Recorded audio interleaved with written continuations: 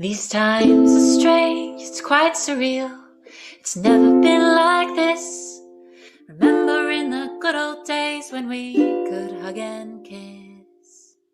We'd pack the gyms and restaurants and move through public settings. We'd give high fives and drink at dives, hold hands and dance at weddings.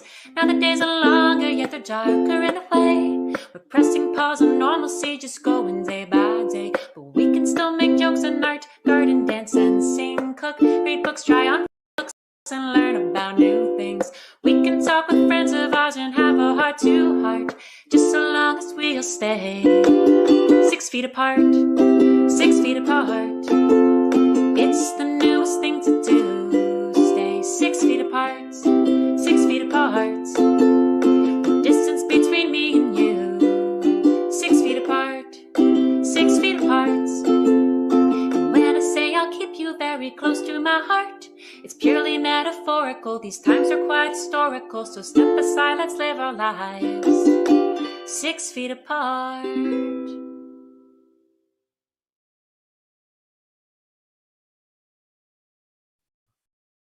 Hello everybody, and welcome to 6 Feet Apart Productions. We're so happy you're all here and so grateful for the support and of all of you in our audience. And now we want to say hello to everybody on YouTube. Lovely to see you.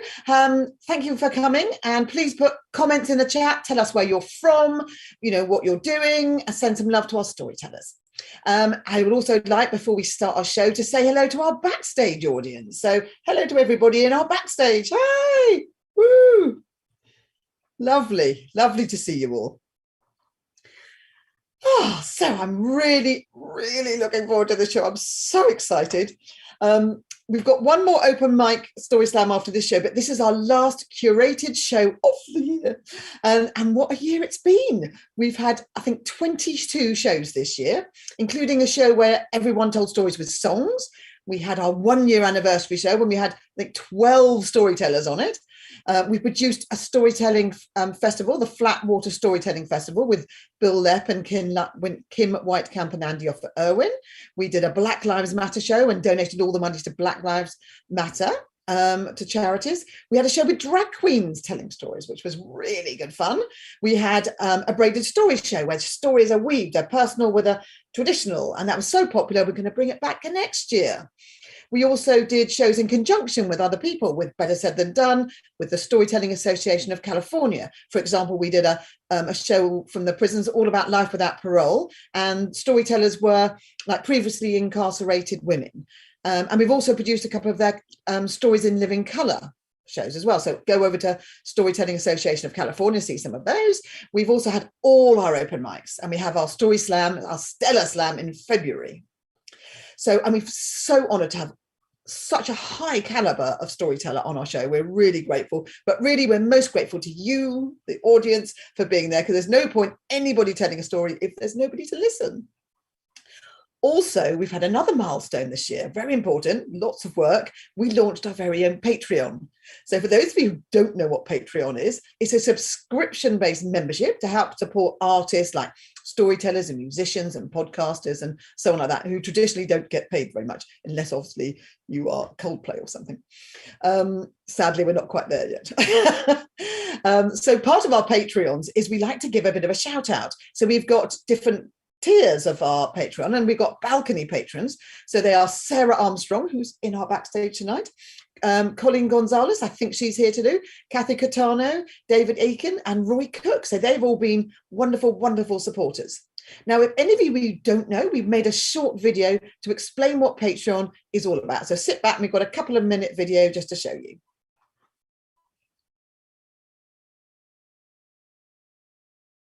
We're chuffed to bits to launch our very own Patreon. I can hardly believe it. We think it's the bee's knees. We're going to bring you brilliant videos, behind the scenes corkers, and loads of other stuff, which will be nectar to your Toby jugs. No naff rubbish here, mate. We're not telling porky pies. We've got everything but the crown jewels. Okay, what Claire means is we're delighted to launch our 6 Feet Apart Productions Patreon page, and we can hardly believe that we've managed to get it done.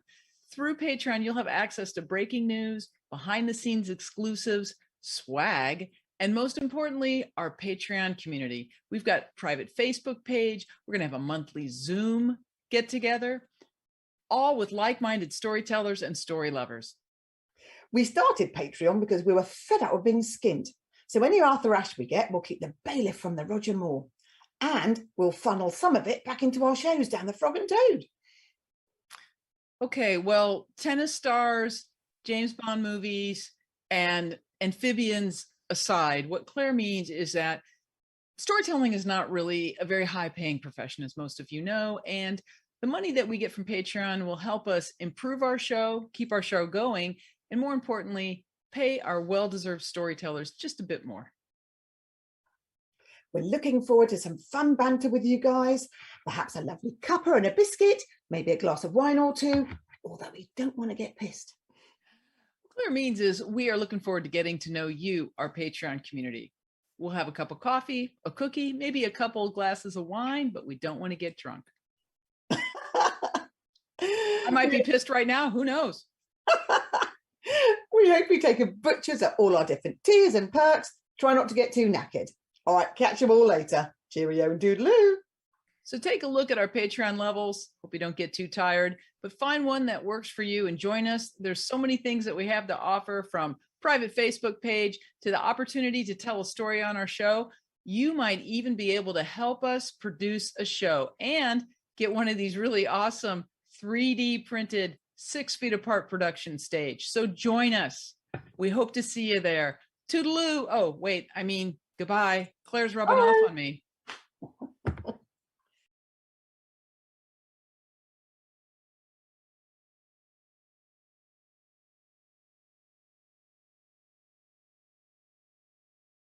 I'm on mute. So I promise not to be talking in Cockney rhyming slang for tonight, because Regina's not going to be able to jump in and translate. I'll try and speak slowly and in English, well, American English, just for you guys. So let's get on with our show. We've got 3 utterly incredible storytellers, all at the top of their game, and we're going to be so excited. We're going to bring them on one by one. We're going to have a short interview. We're going to have a chat with them, and then they're each going to tell a story. So let's get on with it. First up is internationally acclaimed storyteller, narrator, librist, and many other things. And she performs stories rooted in the African and the African American oral traditions. She has appeared at the Smithsonian, the Hennessy Institute Center, virtually every important storytelling festival nationally and internationally. And she's won more awards than I've had hot dinners. And we were thrilled that she could squeeze us in between all the amazing things she's doing. She's the host and narrator of the Philadelphia Orchestra and Opera. If you want to find out more about her, obviously it's the amazing Charlotte Blake Alston. You need to go to www.charlotteblakealston.com. So please give a really warm welcome to our virtual stage for Charlotte Blake Alston. Thank you. Thank you, Claire. Hi, Charlotte. So it's so fabulous to have you here. How are you? I am well. I like to say I'm here. I'm still on the planet, and everything else is gravy. Some people couldn't say that today. And so where are you at the moment? I managed to make it home in time from Utah. And I'm here in my home. And that's in Philadelphia, isn't it? I am in Lansdowne, Pennsylvania. We are just a stone's throw outside of Philadelphia. Right, got you. I'm really challenged in all ways. I'm a Philly born, Philly bred. When I die, I'll be Philly dead. So no, you were on our show previously, so we have interviewed before, but so we want to just get to know you a little bit more.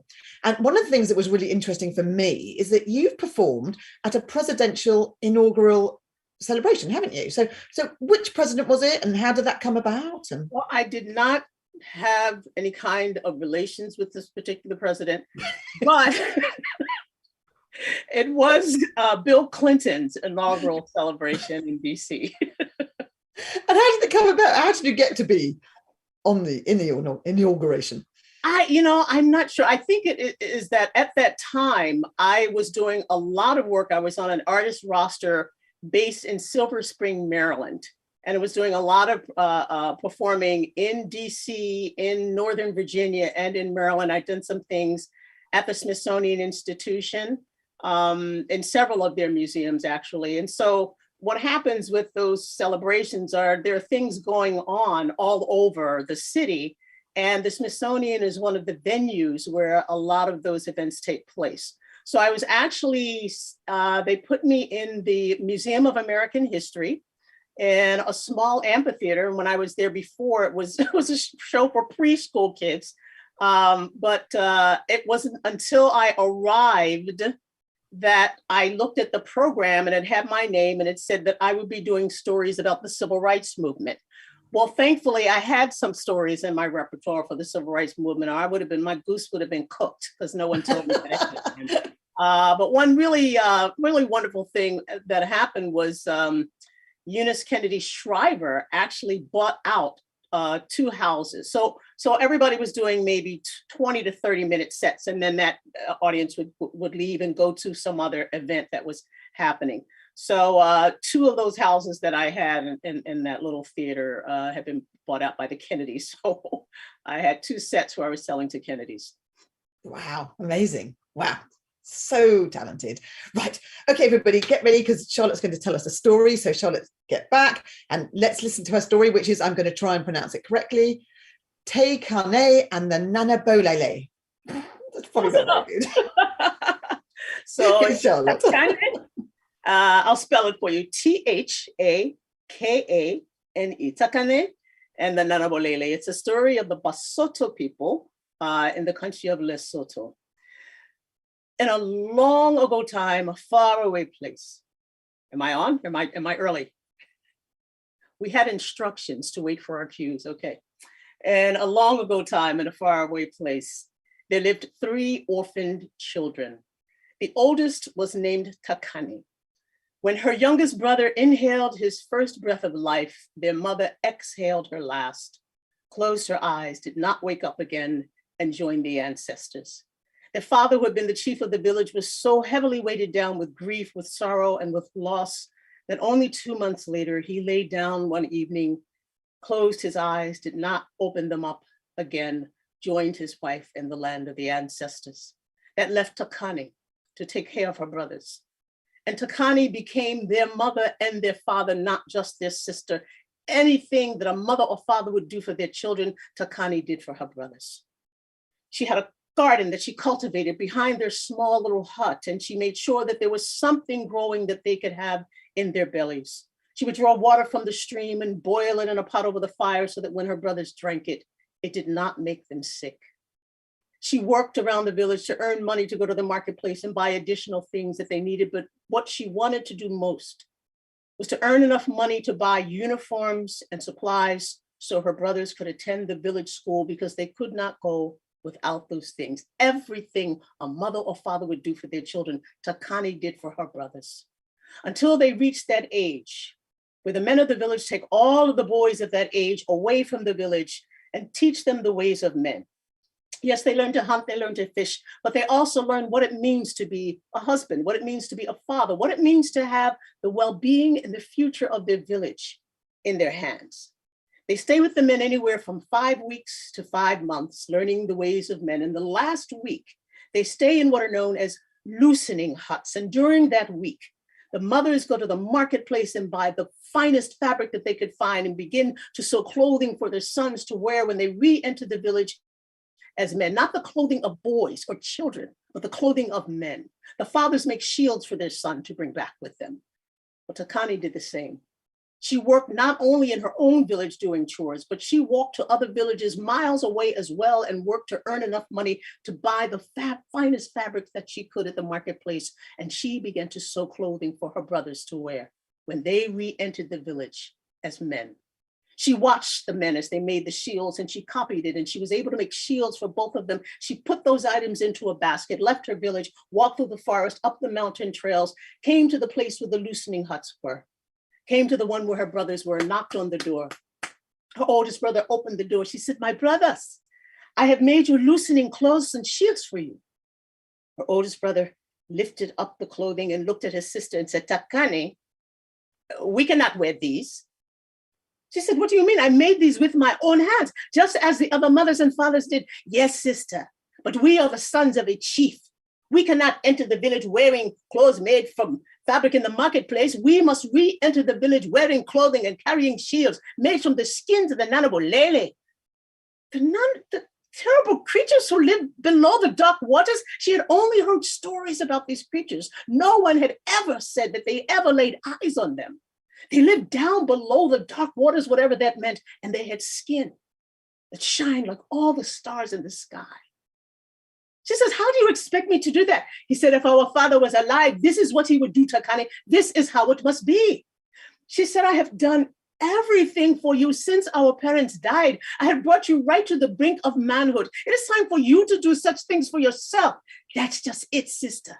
You have only brought us to the brink of manhood, to the threshold. In order for us to cross that threshold, we must re-enter the village, wearing clothing and carrying shields made from the skins of the Nanabolele. This is how it must be. And he shut the door. Takane picked up the basket, left the loosening huts, walked back down the mountain trails through the woods, came back to her village, to her hut, sat the basket down. She picked up a clay pot and a spoon and she began to tap on it, and she tapped louder and louder, and people came out of their huts. They said, Takane, what are you doing? My brothers, she said. They say the loosening clothes and shields I have made for them are not good enough. They must have clothing and shields made from the skins of the Nanabolele. The terrible creatures who live below the, how are you? You are just a girl. How are you to do that? They said if our father was alive, this is what he would do because they are the sons of a chief. They say this is how it must be. I was tapping to see if any of my father's people would be brave enough to go with me. Ooh. Many of them put their heads down and took steps back away from Takane. But one woman stepped forward and said, Takane, if you are brave enough to do this, I will go with you. And one by one, people began to step forward. Women cooked food for them to take on their journey, to eat, but also to use as an offering to the Nanabolele. They packed them on 2 oxen, left the village and walked all through the night, and early in the morning came to a broad stream. Could this be the dwelling place of the Nanabolele? Takane took a chunk of meat, tossed it out onto the water and called out, Nanabolele, who shines in the night.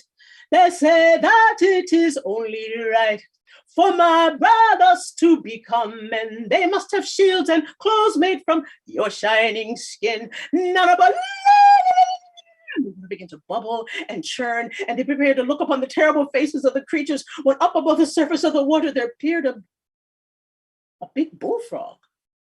It looked directly at Takane and spoke. Go further. Go further. Well, Takane remembered her mother's teachings that if she should encounter a strange spirit, she should listen with her heart and see if it meant her harm. It meant her no harm. And she did as it said. They left that first broad stream and they continued all through that second night. In the morning, they came to a second broad stream. Could this be the dwelling place of the Nanabolele? Again, she tossed out a chunk of meat and called out, Nanabolele, who shines in the night. They say that it is only right for my brothers to become men. They must have shields and clothes made from your shining skin. Nanabolele. Just as the first, the water began to bubble and churn, and one of the men picked up a spear and prepared to defend against the terrible creatures. When up above the surface of the water, there appeared a bigger bullfrog. And just as the first, it looked directly at Takane and spoke. Go further. Go further. And as with the first, she listened with her heart. It meant her no harm. They left that second broad stream, and early in the morning, they came to a lake, wide, wide, wide, with water so still and so clear, she had to touch it to make sure that it was real. Could this be the dwelling place of the Nanabolele? Takane tossed out a chunk of meat and called out, Nanabolele, who shines in the night. They say that it is only right for my brothers to become men. They must have shields and clothes made from your shining skin. Nanabolele. For a while, the water stayed still, but then it began to ripple and bubble and churn, and they prepared to look upon the fearsome creatures, and up above the surface of the water there appeared an old woman. She had a walking stick. She pointed it at Takane and motioned for her to follow. and then she disappeared down below the surface of the water. Takane stepped out onto the clear, still lake and began to descend down, all the way down to the bottom where it was dry. A village, she thought, a village at the bottom of a lake. How could this be? There were huts everywhere. But then she noticed there were no people. Old woman, she said, how is it there can be a village here with no people? Oh, said the old woman, the Nanabolele, they ate them all, the men, the women, the children, the chicken, the cattle, everything gone, gone, gone. But what of you, old woman? Old, too old and tasteless, I guess. Too tough to chew. They left me alive to take care of them. I heard your song, young woman. You are very brave. And she told the old woman why she had come. Oh, she said, the only way you can get the skin of the Nanabolele is to wait until they have eaten and fallen into a deep sleep. Nothing can wake them up. Then you can remove the skin, they will not feel a thing. But right now I must hide you because they will be coming soon to eat. And she began to hide Takane and her party, pushed against them mud and reeds. And when she pushed the last bit, shoom, shoom, the creatures began to enter the water from above. Shoom. Senko Kenkai, I smell people. Oh, said the old woman, it's only the food I have made for you. Come eat, eat, eat, eat. And eat they did noisily and sloppily. And as the woman said, when they were full, they fell into a deep sleep. She removed the reeds and mud. Now, she said, you can choose the one that you want. Takane looked from one to the other. It was just like the story she had heard. They had skin that shone like all the stars in the sky. She chose the largest one and began to remove the skin. And as the old woman said, it did not stir. She put the skin in a basket. Now, said the old woman, you must go quickly because when they wake up, they will see you have skinned one of them and they will follow you. Take with you this ironstone pebble. When you see the red dust clouds getting close, then you throw it down. It will begin to grow. It will protect you. Now go quickly, quickly. And they left the old woman all the rest of the food that they had. And they began to ascend higher and higher until they reached the top of the clear, still lake. And it was dark, but they did not wait for light. They began to run and run and run. And early in the morning, when the sun was beginning to rise above the mountain, she looked back and she could see the red dust clouds getting closer. She threw down the pebble. And as the old woman said, it began to grow. It got to her knees and they got on it. It grew to a mountain just as the Nanabolele reached it. They ran around and jumped and pawed and wore themselves out, trying to get to Takane and her party, and fell into a deep, deep sleep. And as soon as they did, the mountain began to shrink smaller and smaller and smaller and smaller until it was just an ironstone pebble once again. And she picked it up and they continued to run and run through the night. And early in the morning, when the sun was beginning to rise above the mountain, she looked back and again she could see the red dust clouds. Again, she threw down the pebble. It began to grow. When it got to her knees, it got on it. It grew to a mountain just as the Nanabolele reached it. They ran around and jumped and pawed and wore themselves out, trying to get to Takane and her party, and once again fell into a deep, deep sleep. And as soon as they did, the mountain began to shrink smaller and smaller and smaller until once again it was an ironstone pebble. And she picked it up and they continued to run and run and run. And early in the morning, when the sun was beginning to rise above the mountain, she could see the smoke from the fires of her village. She could smell the food cooking. She began to shout and shout. The people turned. They saw the red dust clouds. They sent their dogs after the Nanabolele. They chased them all the way back to the first broad stream, all the way back to the second broad stream, all the way back to the clear, still lake, all the way to the bottom, where the old woman still takes care of them. Takane took the skins to the one person who knew how to sew them into shields and clothes. And when her brothers re-entered the village, the sons of a chief, wearing clothing and carrying shields made from the skins of the Nanabolele, the villagers went down on their knees. That was the last thing Takane's brothers ever asked her to do for them. They built her her own hut, gave her 100 head of cattle, and she lived her days in peace and in happiness, and that is how it should be.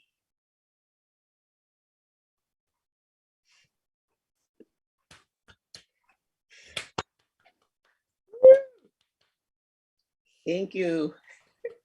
Excellent. Oh, Charlotte, that was such a great telling of a story. Wow. Well, and I love the saying, too tough to chew. I'm going to be that. Fantastic. Thank you. Thank you so much. What an accomplished storyteller you are. Thank you. Lovely. And hello to everybody on YouTube again. Do please put your name and where you're from in the audience, and send some comments to lovely, lovely Charlotte. So our next storyteller is a fellow Brit who is not quite as charming as me, but maybe just a little bit. He's got that charming British accent. We'll let him have that. He's been telling stories professionally for over 15 years for adults and kids. I particularly really love how he does all his sound effects and noises he makes that enhances all his stories. He's performed all over the country as well, including the National Storytelling Festival in Jonesboro and Timpanogos in Utah. He's got a podcast, Conversations with Storytellers, so go and take a listen. And during the pandemic, he had Friday with Friends. He's also part of TBD Storytellers. So go and find out more about him at www.diamondscree.com, or I think you can just do Simon Brooks Storyteller and you'll find him. He's also a really talented photographer and takes pictures on walks with his dog called Mo. I'm really happy to call him a friend now. So please welcome the wonderful and hilarious Simon Brooks to our virtual stage. So lovely to have you here, Simon. How are you? I'm doing fine. So you're over there. I'm doing fine. How are you? I'm fine. Are you that? No, you're that way. I can't do that. That left and right. I'm going to look straight ahead. So tell everyone where you're telling from tonight, Simon. I'm telling from my garage in New London, New Hampshire, and Odds Bodkin is just over there. It's so fantastic. So he lives quite near you. How nice. Yes, it is. It's very nice. It's very nice. Now, Simon, I know that you love telling for kids. So what have you missed during the pandemic when we were all not able to do that? What did you miss most about not telling to kids? Well, there's this just joy that kids give off. When you're telling kids stories, they're just so accepting of pretty much anything that you tell them, and they to hear their laughter and to see the joy on their faces. That's just not having that for 2 years was hard. It was hard. Yeah, and it's been really weird, hasn't it? But then I wouldn't have met you if I hadn't had the pandemic. So in some ways, it's been very good. Now, what other? So now and I have this all the time, but because there is definitely, even though we speak the same language between Britain and America, we sometimes say different things. Now, have you had any weird or funny incidents where you've said a word and it's not been understood or has a completely different meaning? Right. Yeah, that happened to me when I first came over here. Somebody said "nice pants" to me, and in England, as you know, that means your underwear, right? And I'm like, oh my gosh. My trousers have a hole in them. So I'm like I'm like, what do you mean you can see you got nice?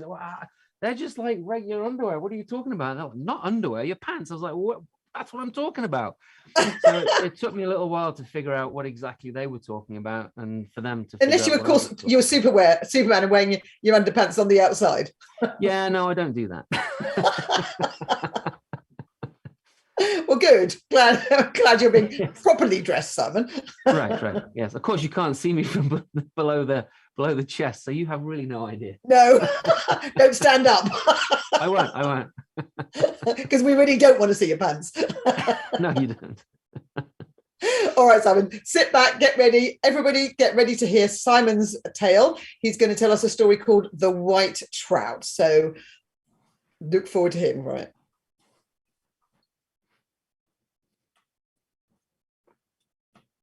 This story hails from Ireland, and it's one of my favorite stories. Although because it's from Ireland, not because it's from Ireland, but a great many of the stories from Ireland are quite dark, and this one gets there. This one gets there. Once upon a time, a very long time ago, there was once a princess, of course, and she loved the color white. She wore white gowns, she wore white shoes, she wore white gloves, she wore white girdles, white belts. She never wore gold unless it was white gold. And she had a silver tiara, silver crown that she wore around her head, which held back her hair, which was as dark as a raven's wings. She liked white so much that she had her father paint the castle that they lived in with whitewash. And in front of the castle, there was a great lake. Now, in these long, long, long ago days, the sons and daughters did not choose who they married. Their parents chose their brides, their grooms for them. They had no choice in the matter. But in this particular case, the princess and her betrothed, they loved each other. They'd known each other for years. And when their parents said that they were going to get married, they were over the moon about that. But something dreadful happened. There was an accident, and her sweetheart drowned in that very lake outside the front of the castle. Now, the princess, before this happened, she would go out into the villages and into the towns, and she would meet with the commoners there. And they always found her gay, light of heart, and wonderful. But the few times that she went out now, she was downcast. That there was no joy in her eyes. There was no joy in her step. And then she stopped going, and then she stopped leaving her room even. And then one day when she was checked upon, she was gone. But that very same day that she had vanished, the stream that flowed out from that lake, they discovered a white trout. And nobody in that village there had ever seen a white trout before. The oldest man in the village, I've seen many different colors trouts. I've seen the speckledy ones, the brown ones, and I've seen the rainbow colored ones, but I've never seen a white trout before. And when that youngest child in that village at that time became the oldest woman in the village, that same white trout still flowed in that stream, as if waiting for something or someone. Well, the people by then, they realized that it must have been the fae, the kind folk, that had changed the princess into this white trout so that she could wait for her true love, wait in that stream that came from the lake. One day, some brigands arrived in that village. They were mean, hard men, hard from the battles that they'd fought. And when the leader of these men heard that there was this white trout that had supposedly been left there by the fairies, that was this princess, well, he, of course, had to catch it, and catch it he did. Now, when he caught this white trout, he took it back to his billet. He had thrown a family out and taken over this house. And when he got there, he threw the fish on a table, got the fire going, threw a skillet suspended over the flames, put some oil in that pan and threw the fish in, and the fish screamed out. He took a step back and looked at it, but thought, it must be my imagination. Fish can't scream. Lobsters maybe, but not fish. And he cooked it, and he cooked it, and he cooked it. And then he took a knife and he flipped the fish over. And the fish looked up with that exposed eye. Well, that's funny. It should be cooked by now. That eye should be clouded over. So this time he cooked the other side twice as long as the first side. And then taking that knife, he carefully flipped the fish over. Once more it screamed, but the eye was still clear. It had not clouded over. So he cooked it for twice as long on that other side once more. And when he flipped it over, the eye was still staring at him, unclouded. You got to be cooked by now. And he took the knife and he slipped it into the side of the fish to pull it out of the pan, to put on a plate he had ready. But the scream that the fish gave off that time, that scream was so dreadful that the people in the village heard that scream and they did not come to help. They did not want to know what made that scream. They shut their windows, bolted their shutters, they locked their doors and tried not to hear anything else.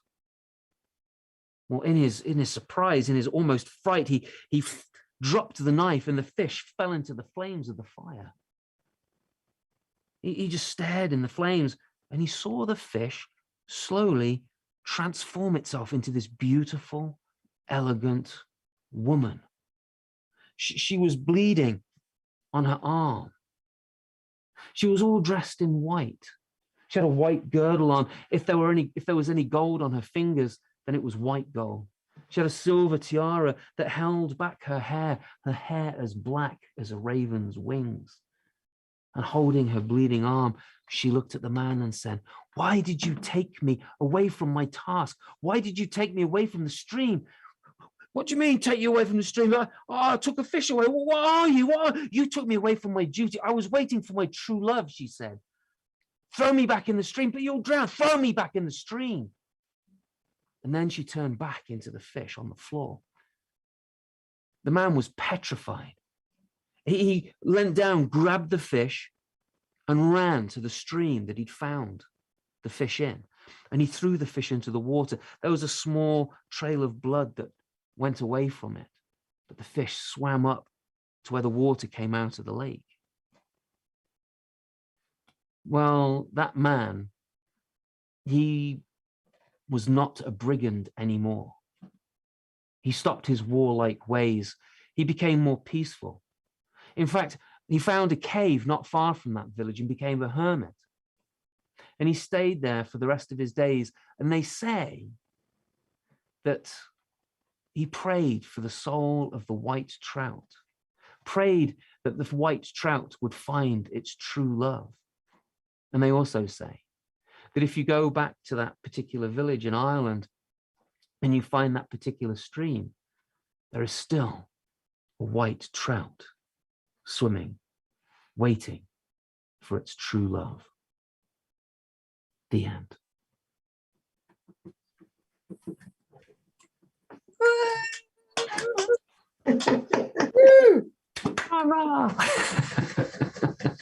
Well done. Thank you. I love brigand. Oh, it's such a good word. Can't go wrong with a good brigand. Stop that, Simon.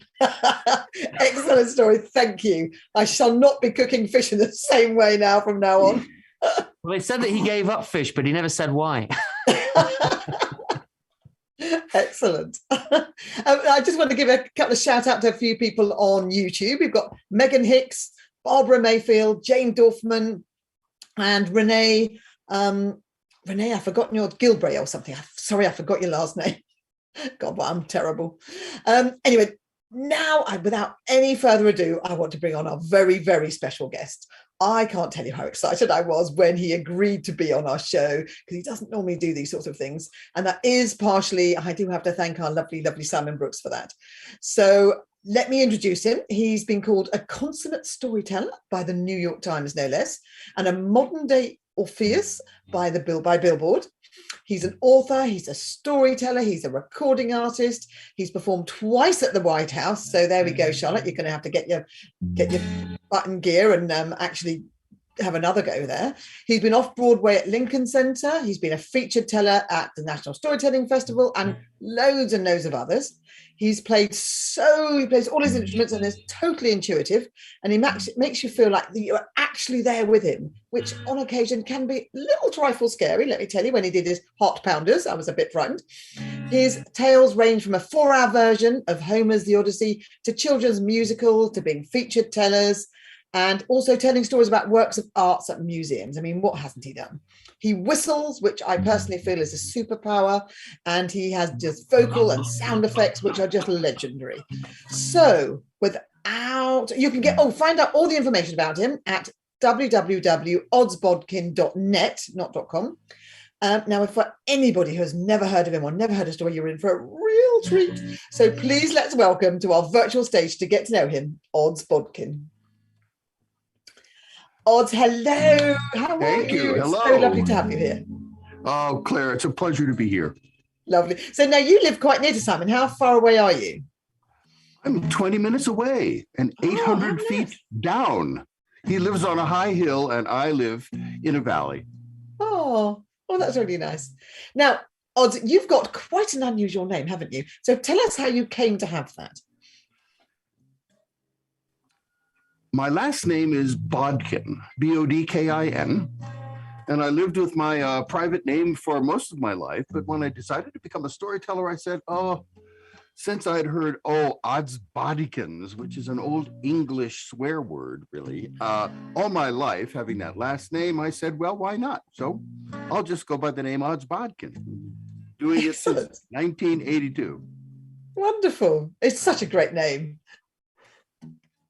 Well done. So now, how would you describe your particular style of storytelling? Because it's quite unusual, isn't it?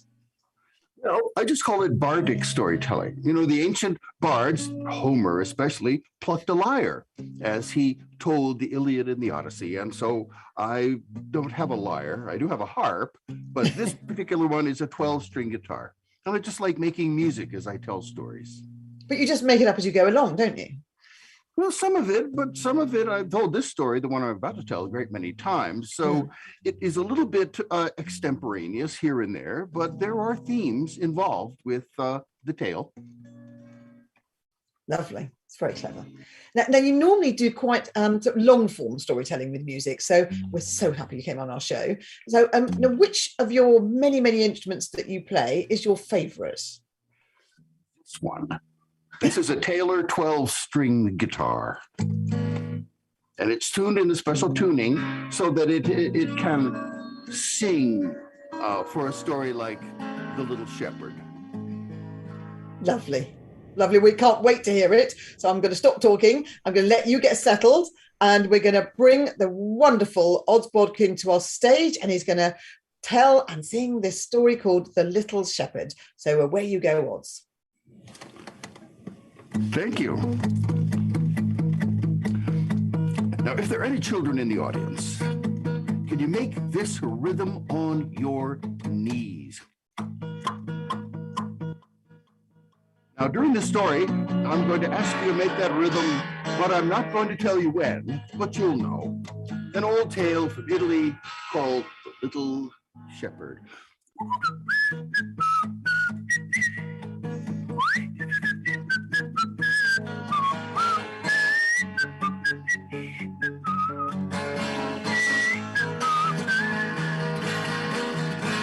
Once long ago, there lived a little shepherd. Now, every day, as shepherds do, he would lead his sheep out to the sunny meadows, where they would graze on sweet grass, and every afternoon he would bring them home. But this little shepherd was small and puny and mean. And no one in his village liked him, because he was always playing tricks on people he had never met. Yes, well, one day the little shepherd was walking down the sunny lane in front of his sheep when he spied an old woman up ahead. She had a basket of eggs balanced right on top of her head. The little shepherd laughed and picked up a rock and threw it. Down it fell and into the eggs. It fell, bursting them all apart, and they all broke and dripped down over the old woman's face. She turned around, saw him, and said, "So, you think you're very clever, don't you, little boy? Well, from this moment on, you will never grow an inch. Never. Until you find lovely Bardic of the 3 singing apples." And then suddenly, she disappeared in a cloud of bad-smelling purple smoke. And the little shepherd realized, too late, he had broken the eggs of an old witch. He went home, where he lived with his mother. But from that day on, no matter how far he walked, no matter how much he ate, he could no longer grow. He remained small and puny and mean. Until one day his mother looked at him after a year had passed and asked, my son, why will you not grow?" And he said, "Oh, mother, once I broke the eggs in an old woman's basket. She told me if I did not find lovely Bardic of the 3 singing apples, I'd never grow." "Huh," said his mother. "Is that all? Huh. Well, you got to go out into the world and find lovely Bardic, whoever she is." And so his mother gave him a crust of bread and a bag of water. And and out into the world the little shepherd walked.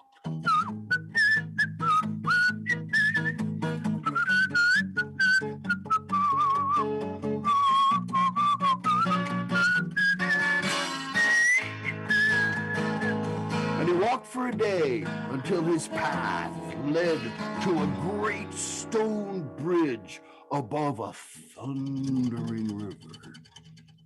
But out upon the bridge, he saw something. Why, it was a tiny fairy taking a bath in a teacup. And she heard him as he walked upon her bridge, and she called out, well, he didn't know what to say, but he walked up and said, friend, open my eyelids so I can see you better. And so ever so carefully, he knelt down and he opened the two tiny eyelids of the fairy. Up she looked at him and asked, oh, friend. I'm the little shepherd. I'm looking for lovely Bardic of the three singing apples. Never heard of her. But here, take this stone. It may help you someday. And the little fairy gave him a tiny green stone. Well, he thanked her very much. He put it in his pocket and he walked for yet another day.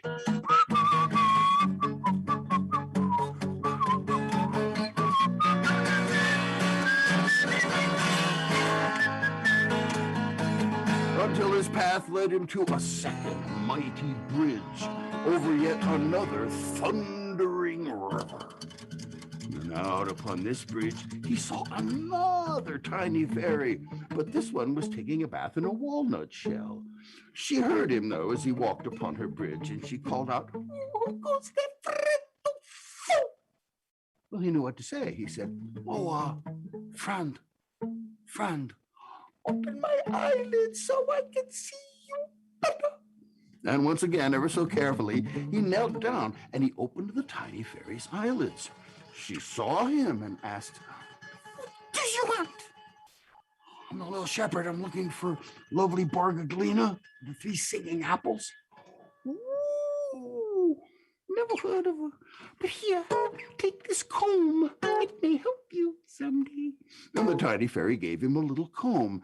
Well, he combed his hair with it. He thanked her very much. He put it in his pocket with the stone, and he walked. But this time his path did not lead to sunny bridges, but instead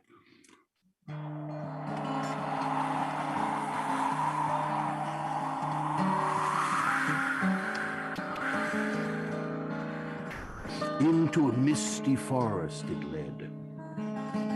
The mist was so thick, he could not see his hands in front of his face, and he heard the sounds of wild animals. What was that? What was that? He kept crawling along until he came to the edge of a lake. There, kneeling by the water's edge, was a strange-looking old man with a long, silvery beard. And the old man was taking the fog that floated on the water, and he was stuffing it into a bag. "Well, now let's hear a little fog in the bag." Fog in the bag. Little more now. Lots of fog in there. And that was when he saw the little shepherd. "Who are you? What you want?" "I'm a little shepherd. I'm just looking for lovely Bardic of the three singing apples." "Oh! Never heard of her. But here, take this bag of fog. Why don't you? It may help you someday."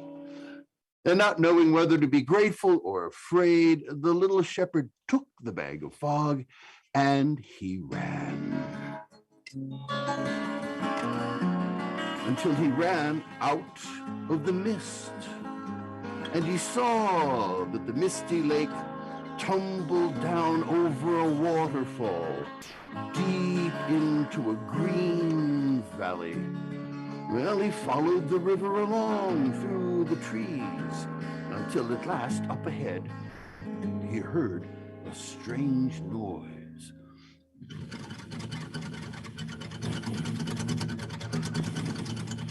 What is that? He looked around a tree and saw, there was nothing to worry about. It was a mill. And the grinding sound was made by the millstone inside, grinding wheat into flour for baking someone's bread. And so he walked up and knocked on the door. And suddenly the door swung wide open. But there, instead of a person, stood a tall red fox dressed in a miller's apron with a long snout and a pair of spectacles right at the end. And the fox looked at him and said, well, who are you? What do you want? Go away. Come in. I'm busy. I have all the time in the world. Come in. Sit down. No, go away. What's your name? I'm the little shepherd. Never heard of you. Go away. You're wasting my time. No, and I'm looking for lovely Bardic. I've never heard of lovely Bardic. Oh, the three singing apples. And as soon as he said those words, the fox stopped talking, and his eyes grew wide, and he looked right down his snout through his spectacles and said, the three singing apples? You want them? Oh, my. Well, I know where they are, but it is very dangerous. The three singing apples are kept in a crystal cage with tiny silver bells. It hangs from the rafters of an old witch's hut. She lives down the road, around the corner, over the mountain and into the valley. Remember this if you dare to go there, though I suggest you do not. Though at first she will seem friendly, she is of the wicked variety. Oh, and yes, and when her eyes are open, she's asleep. But when her eyes are closed, she's wide awake. Remember, good luck. Don't go there. And so the little shepherd thanked the fox. And he walked down the road, around a corner, then climbed a mountain, and there, in the valley below, he saw a little house. Its walls were made of stones and bones. And he walked toward the creaky gate and opened it up and walked up to the witch's door. And he was about to knock upon it when he heard a sound coming from inside the witch's door. What is that? Oh, what is it? He lifted his hand to knock when suddenly the door opened all by itself. And there, sitting in an old creaky rocker, rocking back and forth, was a kind-looking old woman, but her eyes were shut tight.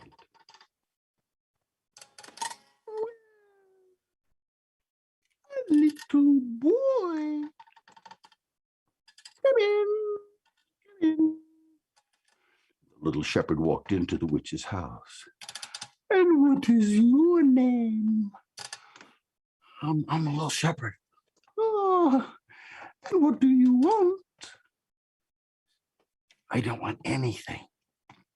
He lied, because just above her head, hanging from the rafters, was a crystal cage, and in it sat 3 bright green apples, and those apples were singing.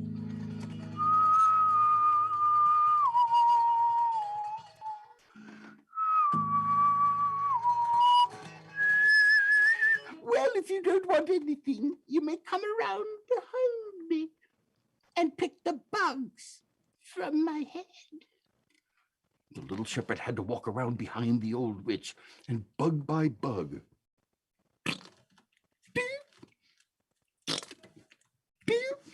pick the bugs from her head. But as he did so, and as she rocked slowly, her eyes began to open. Oh, just a little at first, but then wider and wider until at last they looked like great balls of glass in her face. And he knew if ever there were time to take a singing apple and run for his life, it had to be then. So he reached up into the cage, he pulled out an apple, he shoved it in his pocket, and he dashed out the door. And suddenly all the little silver bells upon the cage rang out and awakened the old witch, and her eyes slammed shut. My apple! Where is it? She looked through her eyelids and saw the little shepherd running down the road.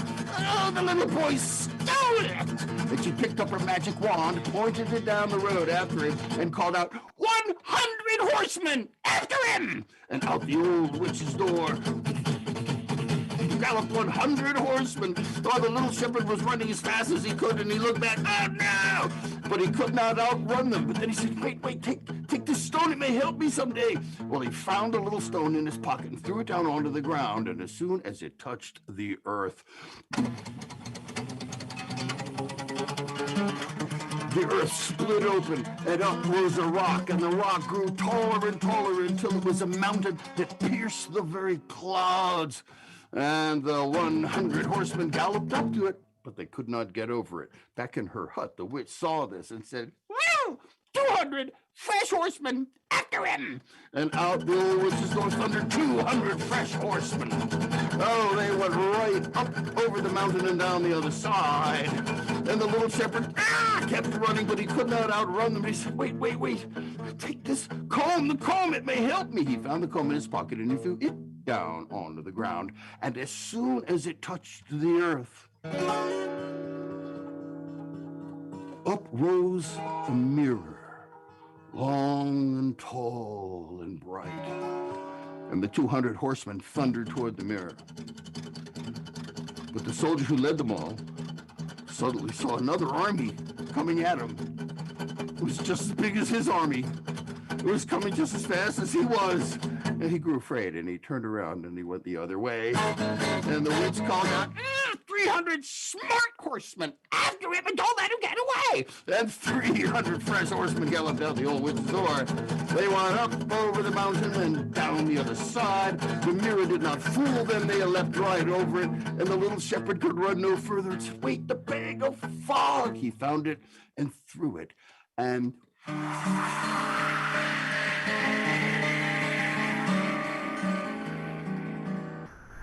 out poured the fog.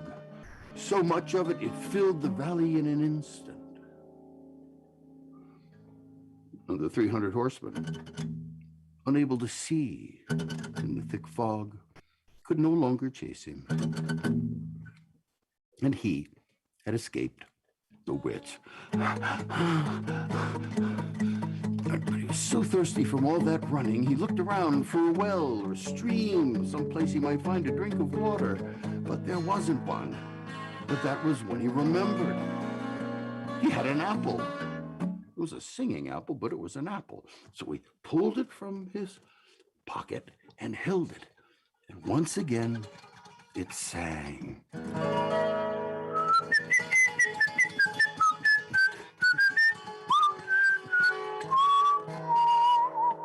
But he thought he'd eat it anyway. So he took his little knife and he began to cut it. But it cried out, oh my, my,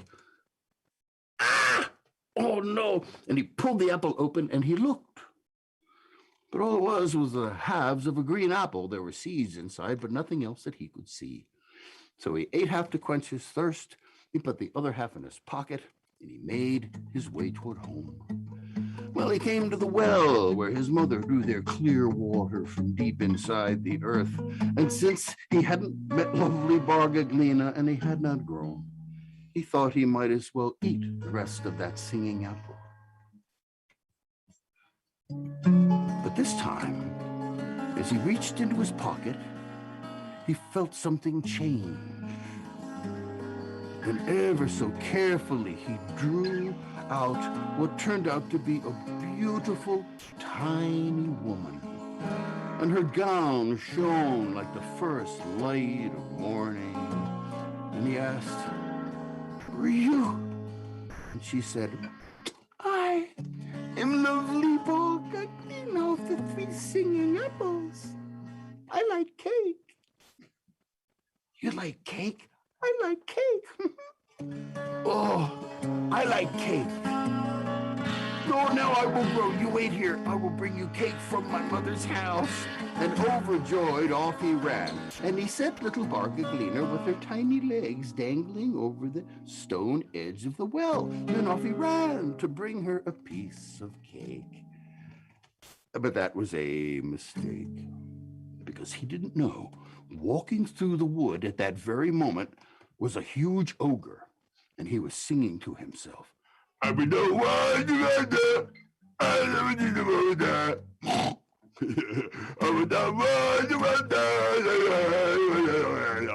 didn't sing very well, but he did it anyway. But that was when he saw little Bargaglina, and he just leaned over and he picked her right up and looked at her and asked, why are you so small and beautiful and I am so big and ugly? Why? But she couldn't answer his question, so he just held her above the well, and she fell into the darkness, and she was gone. And the ogre went away. And it wasn't a moment later that into the clearing ran the little shepherd. Bargaglina, I have your cake. He looked at the well. She wasn't there. Bargaglina, where are you? He began to run all through the woods. Bargaglina, where are you? But she was gone. And that was when the little shepherd's heart just broke. All that he had done was for nothing. And so sadly he went home. And he did not grow. He remained small and puny, but no longer was he mean, for his heart had once been broken.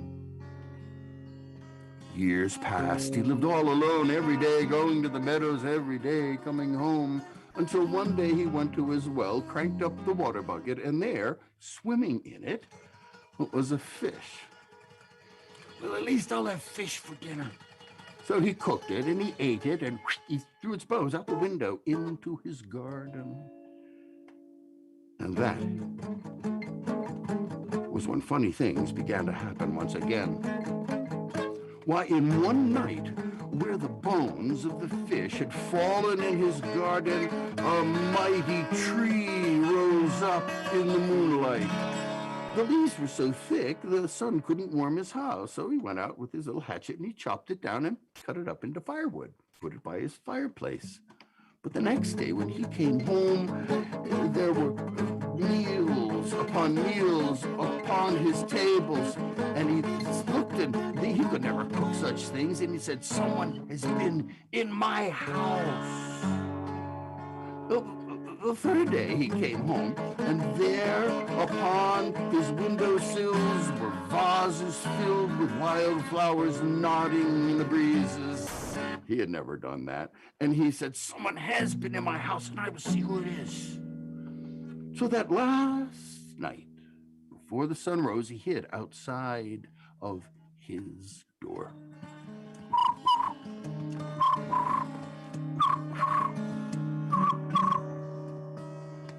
And it was as the first rays of the morning sun flew across the meadow.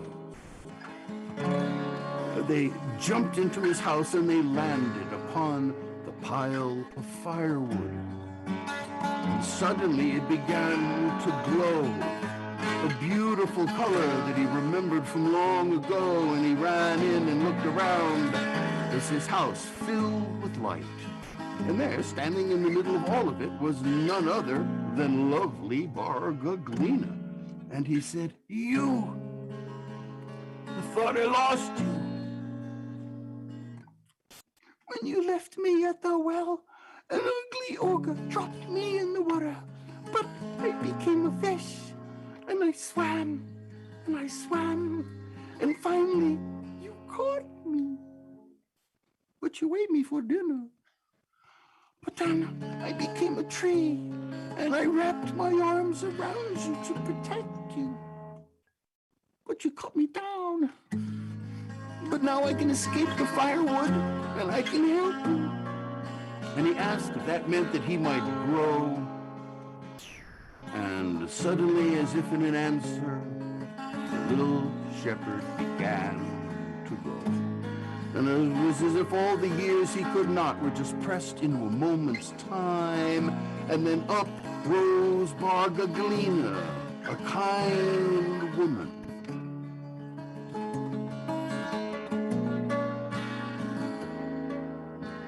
And this is a fairy tale. So the two of them fell in love and lived happily ever after.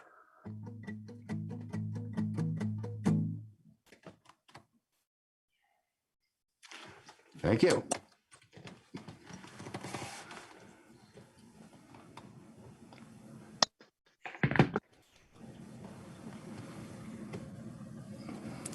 Thank you. Oh, that was fantastic. Fantastic. Oh, Oz, what a wonderful story. And your sound effects are amazing, honestly. All the wind and the fog and the little rocking chair. Oh, it's brilliant. Brilliant, brilliant, brilliant. Thank you, thank you, thank you. I'm so You're welcome, welcome. My pleasure. So now we're going to bring back all our storytellers. I'm going to do it one at a time. So I'm going to bring back Charlotte Blake Alston. So if you'd like to come back to our virtual stage. Thank you so much, Charlotte. We're so happy to have you.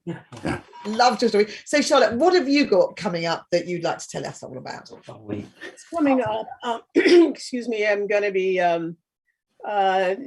offering the audience for a concert coming up with the Philadelphia Orchestra, a little connection between the Mozart and the specific pieces that he's doing that's going to be performed in this program.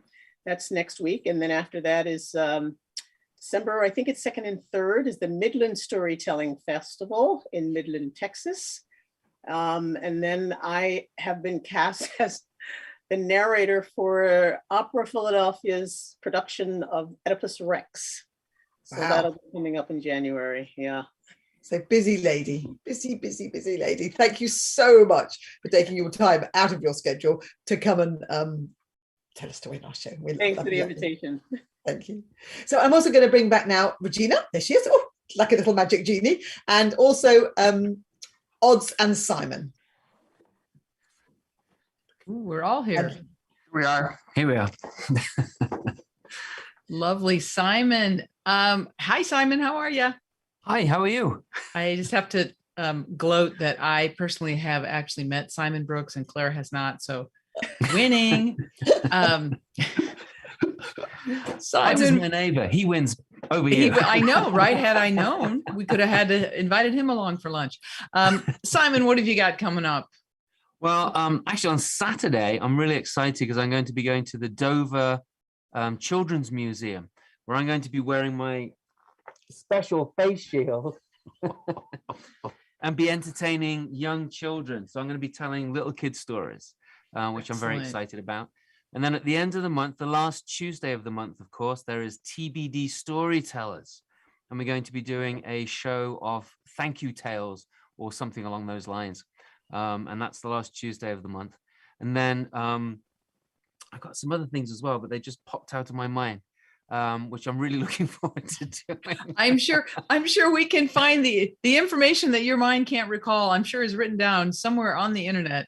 And it probably is. Yeah. It probably is. Yeah. So Simon, good. And you're telling thankful stories. I'm sure you're going to tell the tale of how thankful you were to meet me. Okay. So yes, that's going to be top of the list. Yes. Top of the list. Top of the list. All right. Well, and odds, Bodkin, I know one big thing that you have coming up, but you might have some other things. So before I let that genie out of the bottle, I want to see, is there anything happening between now and a certain show in January? Yeah. Well, on the 17th of December, I have this collection of really beautiful holiday stories that I've done for audiences for years. Kids like them, adults like them. So I'm going to be doing a Zoom show of those on the 17th. You can just go to oddsbodkin.net and drop the calendar and you'll see a few shows there.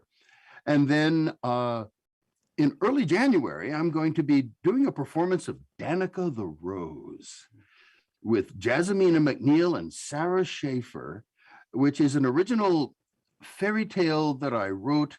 These are two fabulous sopranos, and we've taken Dvorak's duets, and I've crafted a story around these beautiful duets. They sing in Czech. They sing like angels. There's a pianist and accompanist, and we're going to be at the Groton School doing that show, live for the public. And then I'm going to be doing something with you guys again. Oh, right. Yeah, you're going to be doing the Odyssey, Belly of the Beast. Yes, the famous story. Now, this is an abbreviated, this is part of it because we didn't go with the full 4-hour experience, but it will be in depth. And we're very excited, Odds, to have you do that show. It's going to be some special effects, and of course, all your accompaniment and your sound effects. And I'm looking forward. So if there's any high school kids that have to do a report, on the Odyssey, this would be a really good opportunity to just focus in on this part of it. You'll be an expert. Your teachers will be impressed. And that is Sunday, January 16th at 4 p.m. Pacific time.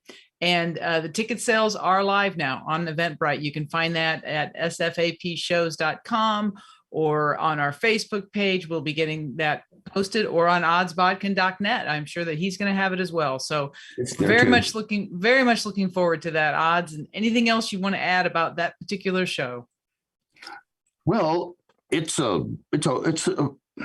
told this version, it's about 70 minutes long, thousands of times for university audiences, high school kids, middle school kids. Every other year I tell it for the classics and honors kids at Loyola University, Maryland. Wow. And I've been doing that for about 15 years. So it's a really fun, wildly crazy modern language version of the beginning of Homer's tale. Well, that's lots great. Of characters, that sort of thing. So, and kids, we often don't have shows that we think are that kid friendly, but this one for sure encourage some kids to come as well. And wow, well, we are honored that you are going to be doing it on our show, Odds, because I'm really looking forward to it. So again, January 16th, so am I. Belly of the Beast. All right, wonderful. Claire, I'm going to send it back to you oh wait, we have one more show. I always do this. I usually screw something up and then Claire has to jump in and save me. So I always like to give her that opportunity. Since I've been so pompous about Simon, she can get back at me. Okay, our last story slam of the year is called Snowball. And it is like snowball rolling down the hill. Something just gets out of control. Starts off easy, innocent, and then all of a sudden, wow, that's not where we thought that would go, or something like that. We're not really, we're fast and loose with the themes, as it were. But Story Slam is on December 8th. We'd love to have you throw your name in the hat and tell a story, and audience tickets are free. So by all means, invite your friends, come tell a story. We usually have a good shot of getting your name pulled because we limit the names in the hat. So love to see you. And Claire, now I think I'll send it back to you because I think I've covered everything. I think you have, Regina. Thank you very much. And thank you to everybody on YouTube for watching and all your comments. I want to thank our tech guru, without whom we would not be here. Luckily, we're only just here today, but well done, tech guru.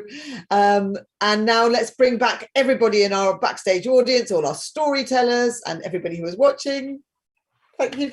Yay. We're going to stay and have a bit of an after party, but everybody on YouTube, thank you so much. And hope to see you next time, definitely for the Odyssey. Thank you, and we'll see you soon. Bye.